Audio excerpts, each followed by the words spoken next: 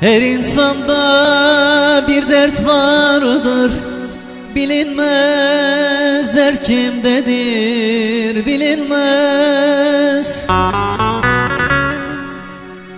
Her yürekte bir sevda var, söylenmez deli gönül, söylenmez.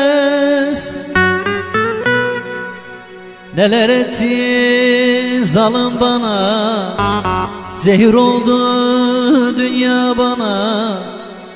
Gönül derdi her insana, söylenmez vadan anam, söylenmez kurban olan, söylenmez kölen olan, söylenmez.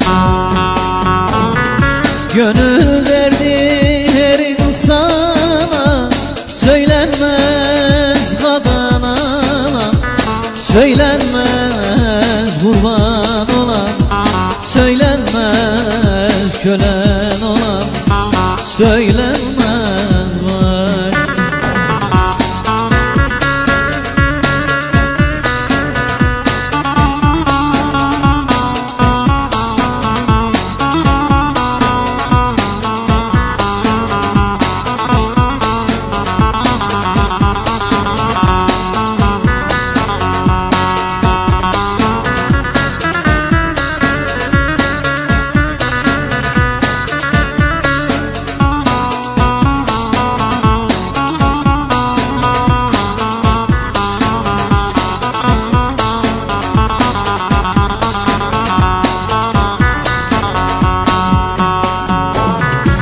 Başa gelen kaderdendir, silinmez alın yazım, silinmez.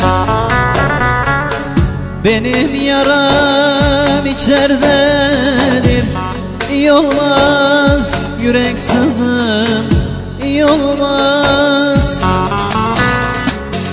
Neler etti zalim bana, zehir oldu dünya bana.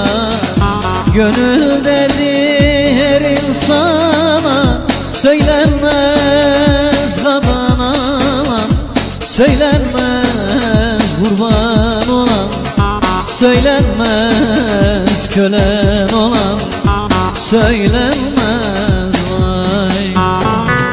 Gönül derdi her insana, söylenmez vadan anam, söylenmez kurban olan, söylenmez kölen